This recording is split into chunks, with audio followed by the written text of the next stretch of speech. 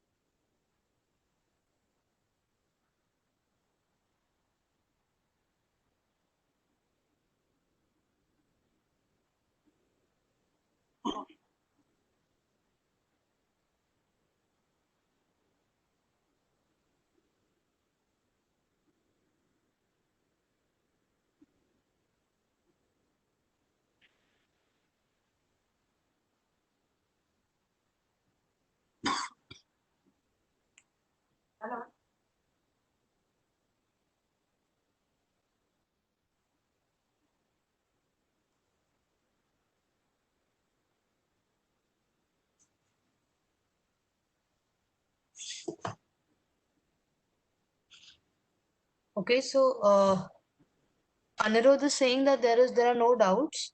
So we can I think start with the Hindalco case study then. Can everyone hear me? Am I clear? Okay. Okay, so I'm starting with the Hindalco case study, and we can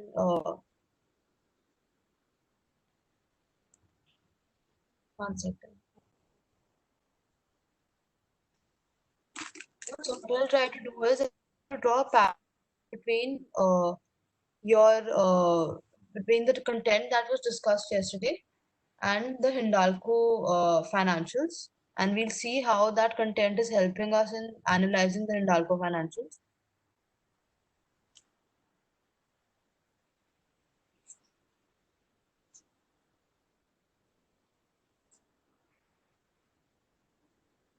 So I have the Hindalco annual report with me for the year 2016 and 17.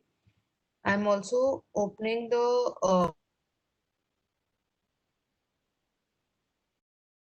principles of accounting that was discussed yesterday. So let's try and analyze everything that we learned yesterday with respect to the Hindalco case study. So you would have learned the introduction to accounting, and Arvita would have told you that accounting is necessary because it tells you how well the organization performs. How do you get to know how well the organization is performing? This you get to know from the profit and loss statement and the balance sheet. So in every set of financials, there is an annual report and the auditor's report. And once that is over, you reach the financials of the company. So I'm going to walk you through the Hindalco financials. This is the consolidated balance sheet, which is divided into the asset side and the liability side, which confirms that there's a double entry bookkeeping system. Because if the double entry bookkeeping system did not exist, then the balance sheet total would not have been zero. So as you can see, the total assets are 146,510.50 for the year 31st March 17, and the total liabilities for the year 31st March 17 is 146,510.50. Since these two totals are matching, this means that there was a double entry bookkeeping system that was followed. Otherwise, the difference would not have been zero. So every balance sheet that is made is first. So what is the if we try to analyze how this balance sheet was made, we'll know that there was a trial balance, that there was a ledger that existed. So ledger for every account was made with its sub ledgers. That sub ledger, we just write it down. So you would have learned the ledger, about the ledger, the journal entries, the trial balance, and these are what is used to make the balance sheet, the profit and loss account, and all the ancillary notes and the cash flow statement. Ma'am, not visible. Okay, okay.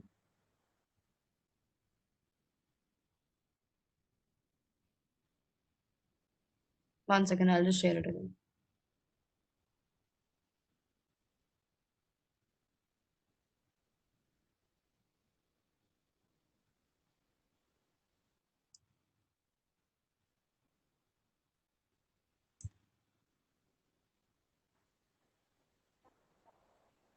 Okay, so you would have learned about the journal entries, ledger and trial balance yesterday. These form the basis for financial statements. So if we look at Hindalco financials, if you look at Hindalco financials, there's a balance sheet and there's a profit and loss account. How did we reach the balance sheet and the profit and loss account? The accountant would have first passed journal entries in the books. These journal entries would have been balanced and the double entry bookkeeping system would have been followed. The journal entries would have been used to make the ledgers and the sub ledgers for every account, say debtors or fixed assets or creditors or trade payables. And the ledger would have flown into the trial balance. Once the trial balance would have been prepared, the accountant would have checked that whether the total of the trial balance is zero or not. Once the total of the trial balance is zero, your every note in the balance sheet gets linked with the trial balance, and every note in the financials get linked with the balance sheet and the profit and loss account. We try to understand Hindalco financials. We see in front of us the balance sheet. Now, if we just analyze one account, say property, plant, and equipment, property, plant, and equipment is flowing from note 7. If we go to note 7,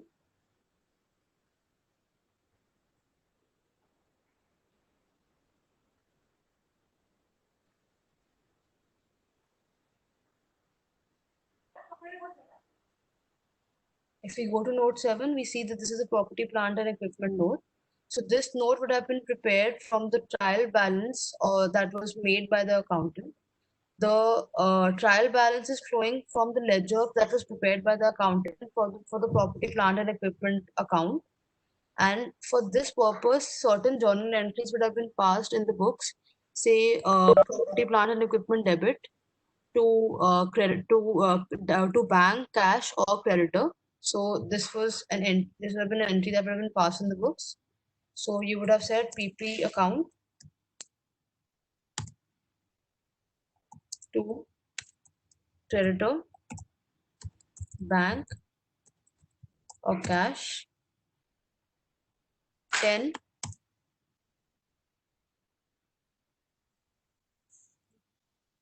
10 and 10. So you see that if this is getting balanced and the difference in this is 0, automatically the journal entry is correct. If the journal entry is correct, the ledger would have been correct. And if the ledger would have been correct, the trial balance difference would have been 0. The note for the property, plant, and equipment is getting linked with the trial balance, and this note is flowing into the balance sheet. So, since the entry was passed correctly by the accountant for property, plant, and equipment, the difference in the balance sheet for Hindalco is 0. Now, if we similarly try to understand how another note was prepared, you will see that we have investments.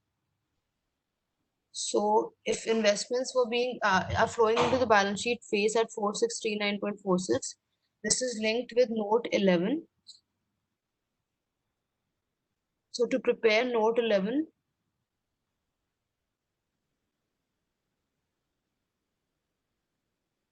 the accountant would have passed the correct entries in the trial balance for investments that the company holds or has purchased, and these the trial balance would have been linked with the ledger or the sub ledger, and that finally the ledger would have been prepared using the journal entry. So what entries would have been passed by the accountant if we try to think of it hypothetically? It would have been investment debit by say 20, or 2, this would have been taken from a subsidiary, or this could have been taken from this could have been purchased from the market. So you would have paid for that, or we have the loan, or we have a loan that would have been standing against the investment that would have been taken. Now, since it's a double entry bookkeeping system, we'll put 20 here and automatically the balance sheet will match. Now, if we come back to the Hindalco financials,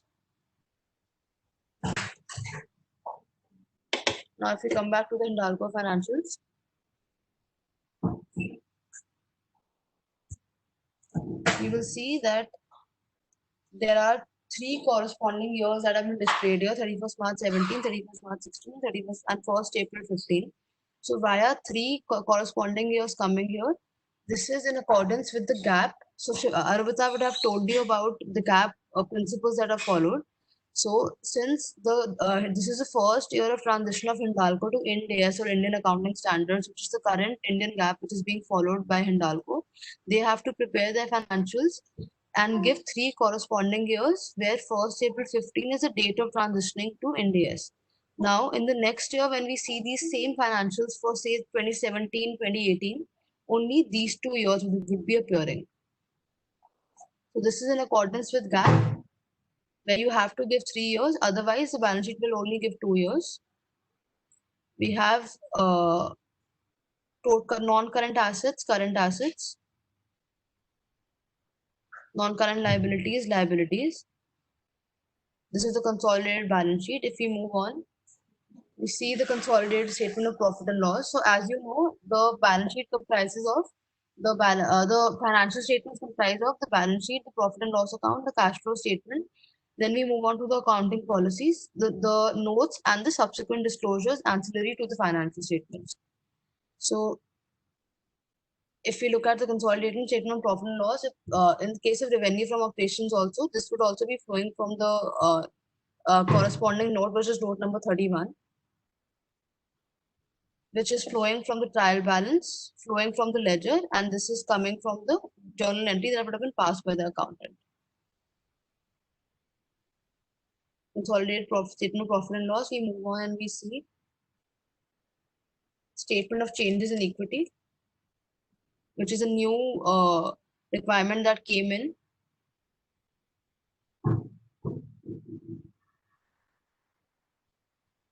This is the consolidated cash flow statement.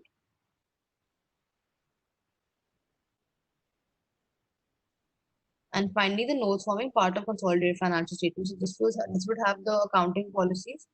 So here we see a company overview, and then the basis of preparation of the financial statements, and finally the accounting policy for every component of the financial statement. So if you guys need these financials, I can mail them to you also later, so you can analyze them in detail.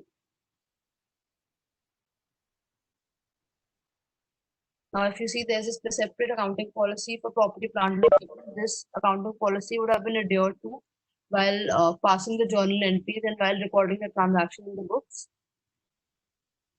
And once we move on to the accounting policies,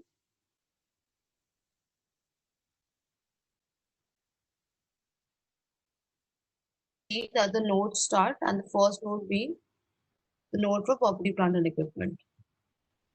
Now, if we come back to the content and further see how this can help us in analyzing the Hindalco financial statements. So we we learned about the need of accounting and why the balance sheet and profit and loss statements was prepared. So balance sheet tells you where the organization stands. So if you look at the Hindalco financial statement balance sheet again, you'll see that to describe every year we use an as at in the balance sheet. Whereas to describe every year in the profit and loss, we say for the year ended. Because when you are when you are showing elements of the balance sheet, you are showing where the organization is standing as at a certain date. So adhering to the principles of accounting, where we say that the balance sheet tells you where the organization stands, a balance sheet will always say the situation of the company as at a certain date. So as at 31st March 2017, property, plant and equipment was 63916. As at 31st March 16, this was 36957. Now, if we see the same thing in the profit and loss statement, we see that everything is for the year ended. So revenue from operations for the year ended is 102,631. So this is showing the position only from 1st April 16 to 31st March 17. The profit and loss statement does not look at what happened in the previous year in the current year. So what is happening in the previous year is being shown separately in the previous year.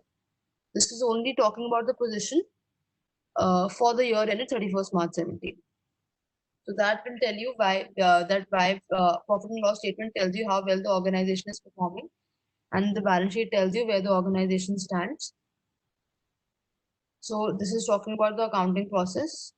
I'm not going to go too much in detail with this because Arvita has already covered this. We are just looking at the PPT again to see what we have learned and how that is helping us analyze the Hindalco financial statements.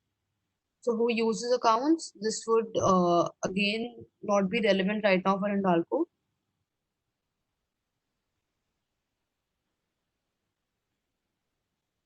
The types of accounts: personal accounts, impersonal accounts, real and nominal.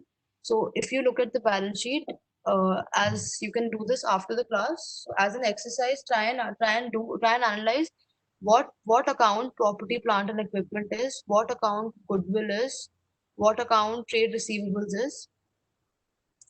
So if we take an example, personal account is a customer account or a debtor account or a supplier or a creditor account. So trade receivables is a personal account. Trade payables is a personal account. So every element of the balance sheet and every element of the profit and loss statement can be divided into the personal accounts, the nominal and the real accounts that you would have learned yesterday. So try and do that, and things will become more clear to you. So for every account also has rules, that is debit the receiver, credit the giver. So had these rules not been followed by the accountant in preparing these journal entries, debit the receiver, credit the giver, debit what comes in, credit what goes out, the balance sheet would have never matched. So every rule has to be followed while preparing the journal entries. That is the starting point of the financial statements. Moving on from the types of accounts. Someone's asking, PPT account means property, plant and equipment. Amortization is so if you when you are reducing the value of a property, plant and equipment, when you're reducing the value of a property, plant and equipment, or an intangible asset, property, plant and equipment is always depreciated, whereas intangible asset is always amortized. So that is reduction in the value of the asset in the current year as compared to the previous year.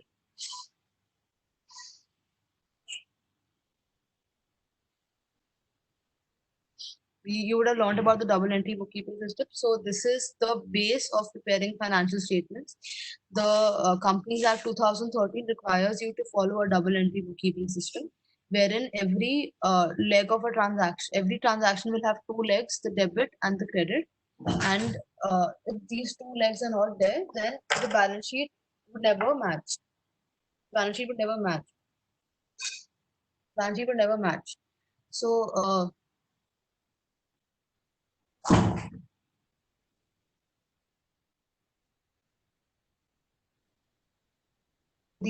about the features of double entry bookkeeping system. You would have also learned the balance sheet accounting equation, which is assets is equal to liabilities plus equity. So, let's try and see if that equation is following true for Hindalco. Assets is equal to liability plus equity. Let's try and calculate this for Hindalco. So if we do it for all 3 years,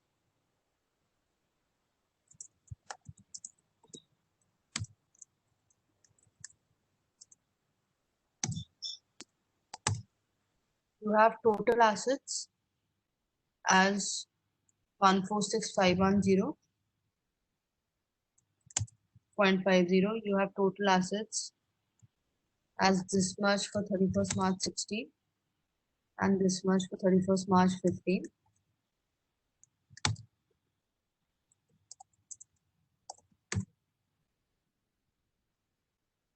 If we look at the equity, This is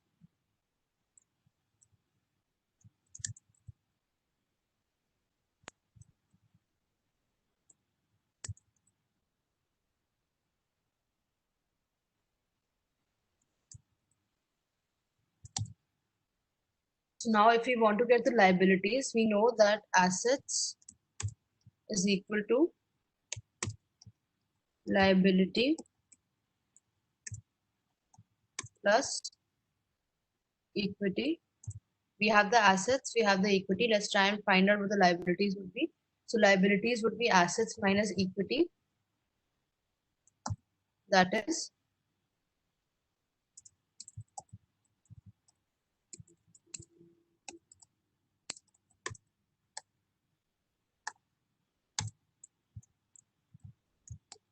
so if I check this from the financial statement, it should match. So I am saying that as per the balance sheet equation, the liabilities for 31st March 17 is 1,00445, 1,00445.47, 1,00998.64, 104.47.78. So we can see that the balance sheet equation will always tie if the double entry bookkeeping system has been followed, because it's just an equation where you can use assets and equity to find out the liability, asset and liability to find out the equity, and different permutation and combination to find out the balancing number. So some of you have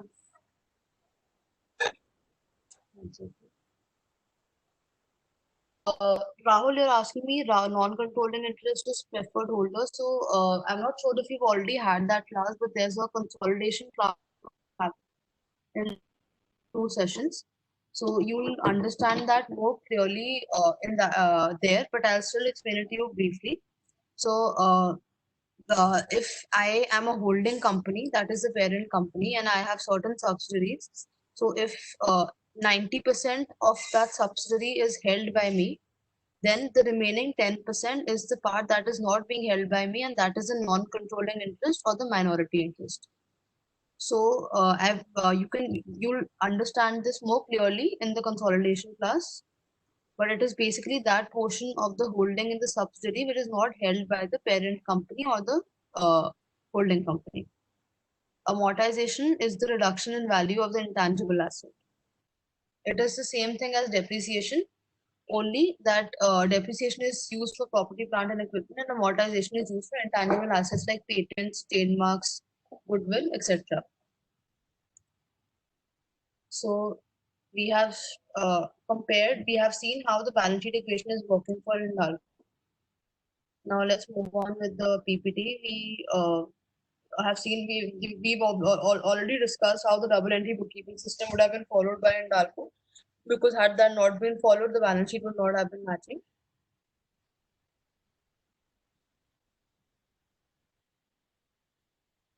More of theoretical points, which I won't be using to explain Hindalco.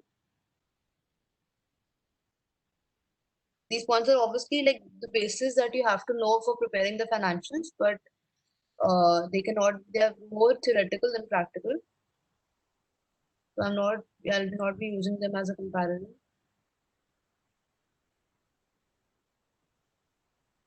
So we have something known as we have a slide here which talks about making sense out of financial terms. So there's sales, revenue, overheads, profit. We were just glimpsing through the profit and loss statement previously. Let's try and find out these financial statements in the profit and loss statement. So financial terms like sales and revenue. This is the sales of the company. That is the revenue from operations. And this is the other income, which is not being derived from the operations of the company, but it forms a part of the income. So other income can be something like if Hindalco is a company that is engaged in making steel, then other income can be the income that it earns from mutual funds. So that is not related to its operations, but it is something that is resulting in a cash inflow to the company. So it forms a part of other income. So sale or revenue refers to the total value of product and service sold by the company. So the revenue from operations will be the sale or revenue. and plus the other income would be the total income of the company. Then we have overheads. So overheads would be going inside other expenses, or they would also be forming a part of power and fuel cost. Overheads can be fixed or variable. Profit can be profit in a profit and loss statement is divided into different parts for the purpose of your analysis. So there is profit and loss from continuing operations. There is profit before tax. There is profit after tax, and the profit divided into the profit for the period and the other comprehensive income. Assets, liabilities we saw in the balance sheet. Debt, equity also we saw in the balance sheet. Capital expenditure would be the expenditure that would have been incurred by the company in relation to property, plant, and equipment. So capital expenditure is something that is analyzed in detail in the cash flow statement. If we look at the cash flow statement, we have three different categories. One category out of this is the cash flow from investing activities, and payments to acquire property, plant, and equipment and tangible assets is basically capital expenditure, which is analyzed in the cash flow statement. Now, different accounting conventions here. Going concern, accrual concept, monetary unit. So, going concern is basically the ability of the company to continue as a valid entity in the foreseeable future. If the going concern concept is not being followed in preparing the financial statements, there would have been a note here somewhere addressing the inability of the company to not be able to perform as a going concern. So, Hindalco has prepared its financial statements on the going concern. That is, it foresees its ability to operate as a viable entity in the future. Second is the accrual concept. So, accrual concept is basically the basis of preparing the statement of profit and loss.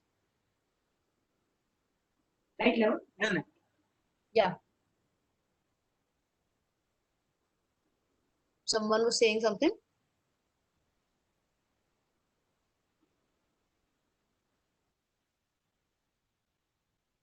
Can everyone hear me? Yes, ma'am. Okay.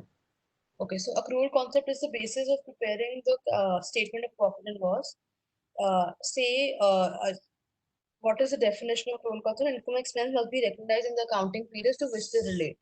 So if I am selling a product in the year ended 31st March 2017, which has been delivered to the customer, and all my rights and obligations and all my responsibilities in relation to that product or service has been fulfilled by me, then even if I haven't received the money for selling that product, that revenue will be recorded in the current year. So accrual concept is basically all expenses, whether the money in relation to that has been received or paid or not. That doesn't matter. If it relates to the current year, it has to be recorded in the current year, and that is the basis of preparing the statement of profit and loss. The cash aspect of the balance sheet and the profit and loss is analyzed in the cash flow statement, but the accrual concept is strictly followed for preparing the statement of profit and loss.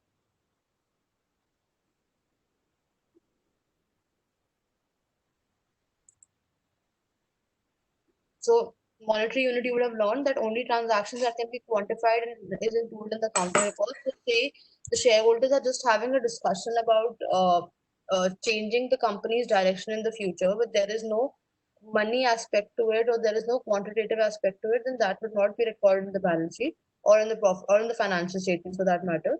So only transactions that can be quantified will be recorded in the financial statements. Economic entity, periodic concept, cost concept, dual aspect concept. Dual aspect concept is basically the double entry bookkeeping system. The dual aspect concept is followed in passing journal entries, where we say that every transaction has a debit leg and a credit leg. Then the cost concept is followed in recognizing, say, property, plant, and equipment in the books, where only the cost of the asset is considered and not the realizable value. That is the value that will be realized had the asset been sold in the market. The periodic concept is what we saw when we were analyzing the as that and the for the year ended period, where every year. Can you please put yourself on mute?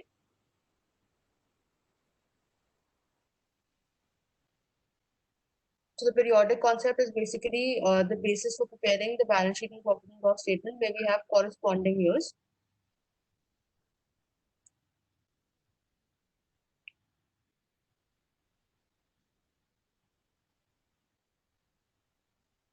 We saw how the basic accounting equation or the balance sheet equation was getting uh, standing true for Hindalco.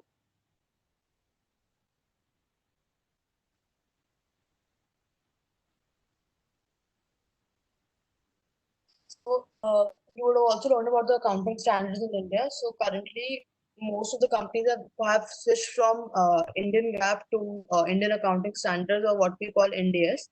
NDS are largely conversed with IFRS. So apart from a few carve-out points where NDS differ from IFRS, the the Indian GAAP has been conversed with the IFRS points and rules, and which is what we call the Indian accounting standards. So the balance sheet for Hindalco, the financial statement for Hindalco, have been prepared on the basis of Indian accounting standards. We can confirm this from the audit report. So if we look at the audit report,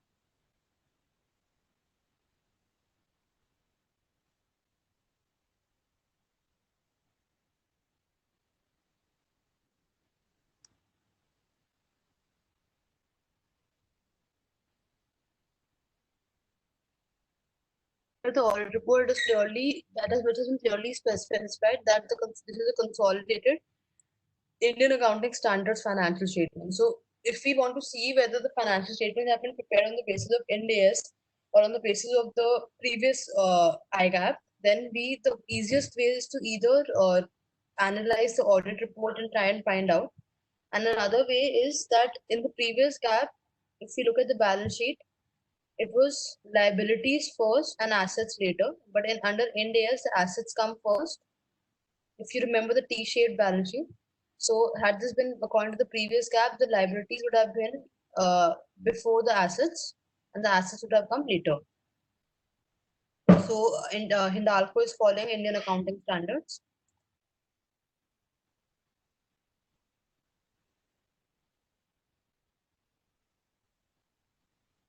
Here we are comparing IGAP and IFRS and how they vary from each other. This you would have learned yesterday. This is talking about the books of entries. So, like I was saying, that the journal ledger, the journal and the ledger is what forms the basis for the trial balance. If the entries have not been passed correctly in the journal and the ledger, then the trial balance will never match.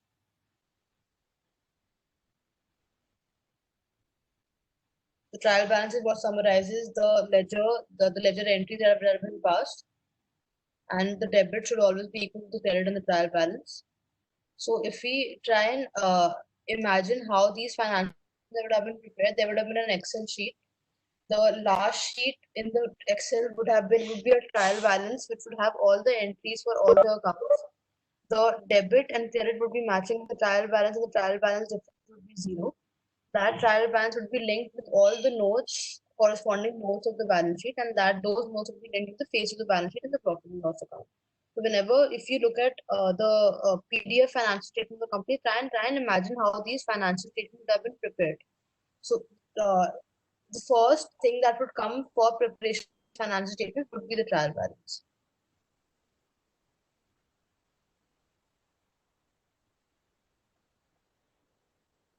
So here we are talking about the components of financial statement: balance sheet, income statement, that is the statement of profit and loss account, the statement of changes in equity, and the cash flow statement. So that we saw that these four components are forming part of Hindalco's financial statements.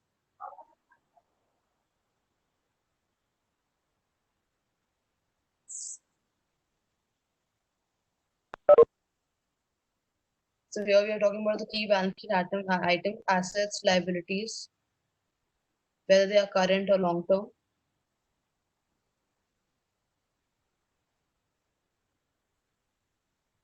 Where we are talking about the statement of changes in equity.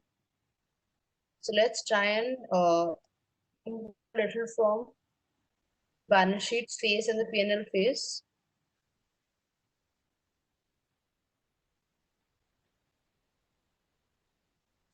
Statement of changes in equity is basically something that addresses the reserves coming in the financial statements as well as the total equity of the shareholders. So as you see, the statement of changes in equity is talking about the equity share capital that has been issued. The statement of changes in equity is talking about the equity share capital that talks about the total number of shares in the 3 periods.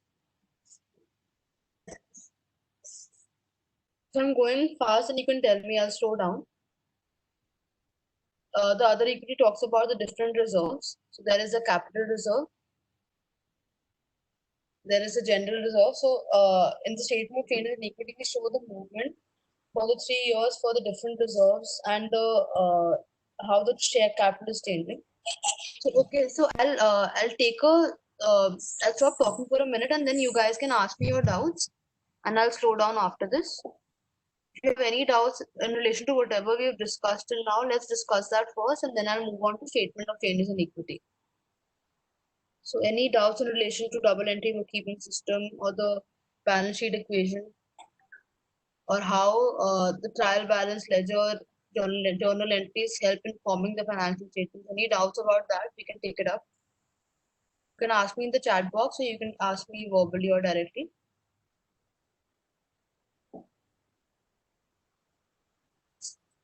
So if the PPT is changing too fast, I'm just trying to correlate whatever you learned yesterday with the Hindalco financial statement. So the objective of today's class is to explain the Hindalco financial statements to you, but that I'm trying to do by correlating it with the PPT. So PPT you would have already read yesterday. Any doubts you can let me know. I'll wait for 2 minutes.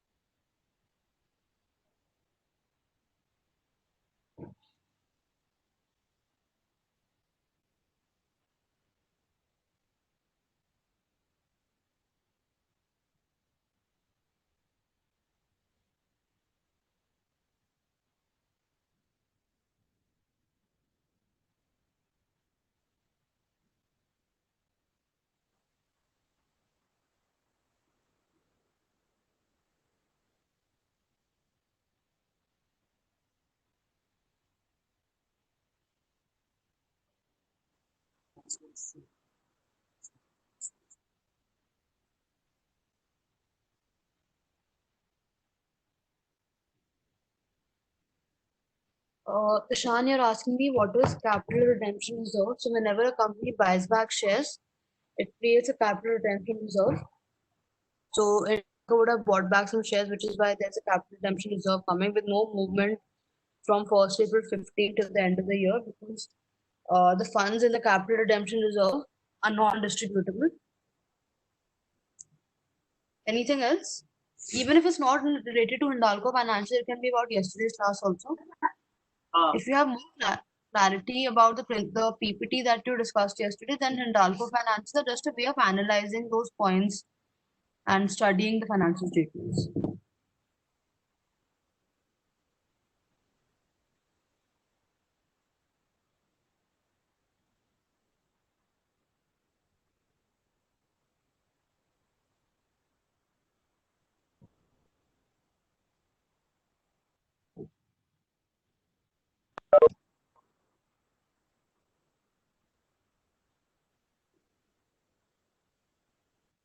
Ishan, capital redemption reserve is created when a company buys back shares from its shareholders, and the funds in the capital redemption reserve are non-distributable.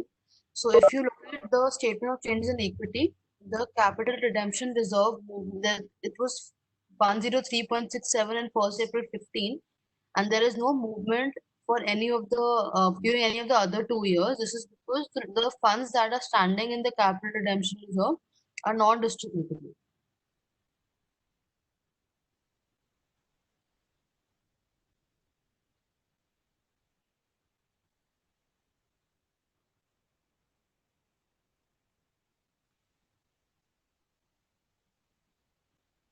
Okay, so moving on. So, the statement of changes in equity has certain components of the statement of changes in equity are in relation to Ind AS. I won't go too deep into that because that will just make everything confusing. So, I'm just addressing the easier or the more direct aspects like the capital reserve, the capital redemption reserve, securities premium account, etc. So, this is the total other equity. And one more thing, that every balance that stands in the notes of uh, the corresponding notes of the balance sheet should match with the face. So say if I'm looking at total equity here and I'm saying that the shareholders balance as at 31st March 17 is 222.72. If we go back to the balance sheet, if you go back to this balance sheet, we'd see that equity share capital as at 31st March 17 is 222.72. So everything that is coming on the face matches with the corresponding notes. And if it's not matching, then there's something wrong that is coming. Either the notes are wrong or the balance sheet is wrong. So this was about the statement of changes in equity. This is the cash flow statement. So this is divided into three parts: the cash flow from the operating activities of the company, the cash flow from investing activities of the company, cash flow from the financing activity. So I would actually recommend it to all of you that you just pick up these financials and just study them once and try to analyze every aspect from whatever you've learned till now. So here the accounting policies are started, which start with the company overview and the basis of preparation of the financial statements. So in the basis of preparation, we are talking about that the consolidated financial statements have been prepared in all material aspects with the Indian accounting standards. So this is the gap that is being followed by the company.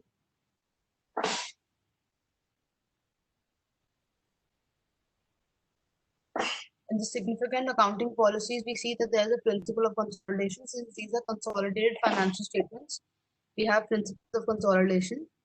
There's an accounting policy for business combination.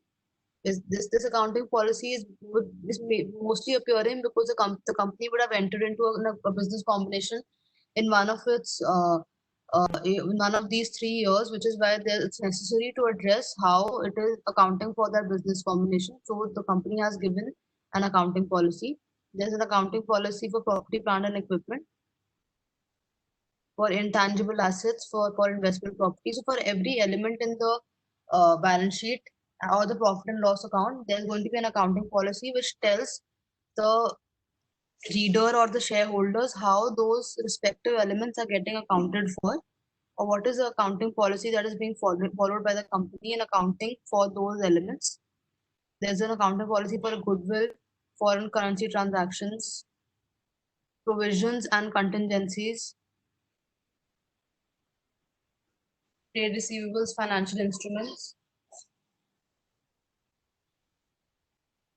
Accounting policy is typically a 6-page document where it is very detailed.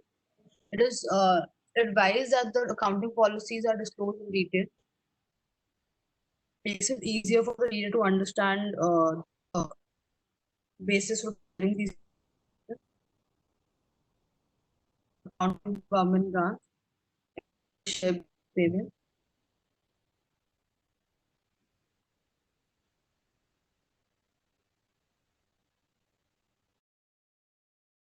And corresponding notes start.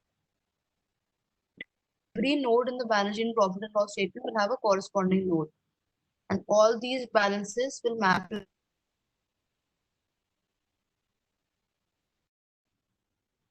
So every accounting policy that have been used by the company to prepare these notes. So if you're saying that goodwill is that the property, plant, and equipment is depreciated at 10 years, then that accounting policy of 10 years would be followed in the corresponding note. There's other tangible assets.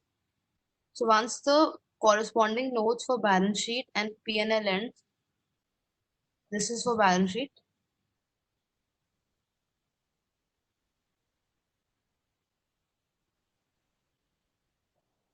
So I'm going a little fast and scrolling down because I'm just trying to come to the corresponding disclosures. Notes you can analyze with respect to the face of the balance sheet and the P&L. So you see that the balance sheet notes have ended and we've reached the P&L notes. So we have started with revenue from operations and we've reached expenses. So once the P&L notes are ending, we have other necessary notes that are required to be given in accordance with Companies Act or in accordance with the GAAP or where the company itself wants to underline an important issue or transaction that has happened in the company and it deems it necessary to give it in the financial statements. So like there's a note here about reversal of impairment loss of property, plant and equipment. This is not a requirement under Ind AS or under Companies Act, but special transaction would have happened in the year 31st March 17 and 16, where the company deems it necessary to give this note to further enhance the knowledge of the reader.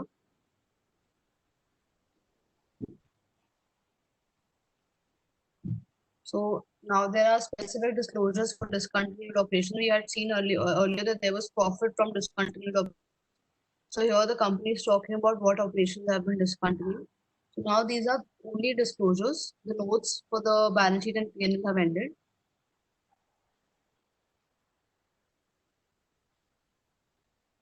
There's a note for earning per share, employee share-based payments, the employee share-based payment plan that is being followed by the parent.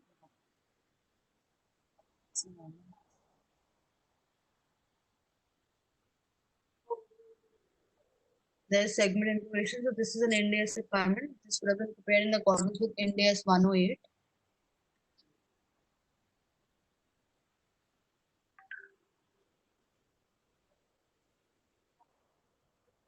Employee benefit obligations where the company is talking about its different plans for gratuity, plans for leave encashment, the movement during the years.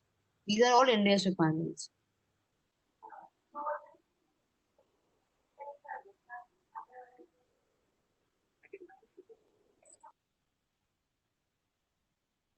So now there's a note of financial instruments. So Ind AS 109 asks you to prepare a very detailed note on its fair value, on the fair value measurement of the company, its financial risk. This is all talking about the financial instruments that the company has.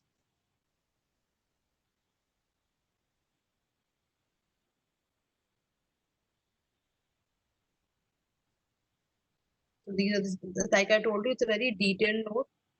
So it's going to continue for a while. This is talking about the interest in other entities that the company has. This is a note on the non-controlling interest. Someone had asked what is non-controlling interest. Now, if you see there is Suvas Holding Limited, and the company has a holding of 51% in Suvas Holding Companies, Suvas Holding Limited. So if we are holding 51%, then the non-controlling interest, or the interest that is not held by us, is 49%. Joint operations, investment in associates. There's a note on disposal of subsidiaries. The company would have disposed some subsidiaries during the year, so it's given this note. There's a note on related party transactions, a note on contingent liabilities, on leases, and additional information that is required in accordance with Schedule C.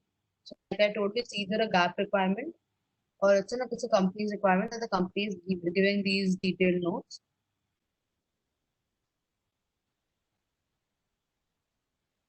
So the company would have, since the company has transitioned to India in the current year, there's a requirement under India's 101 to give a detailed note on first time adoption of India's.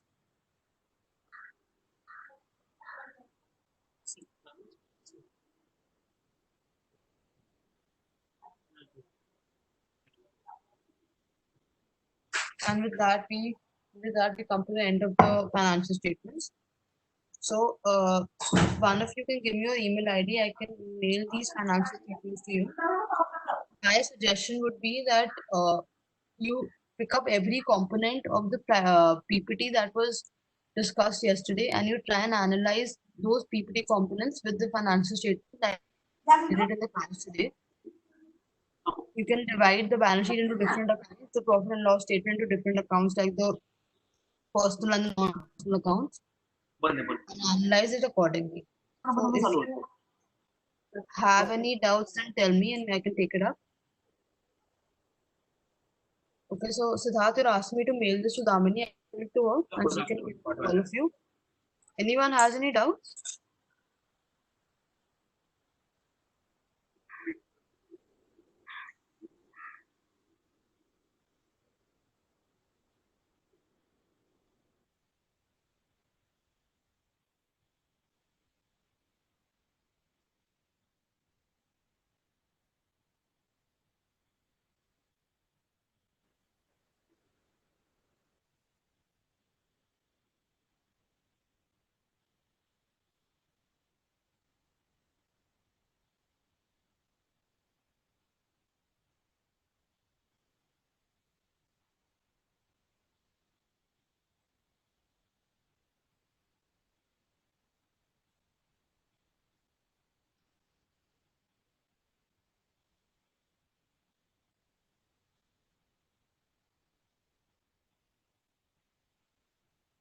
Okay, thank you. Thanks a lot, everyone. I'm sending these financials to Damini and she can give it to all of you.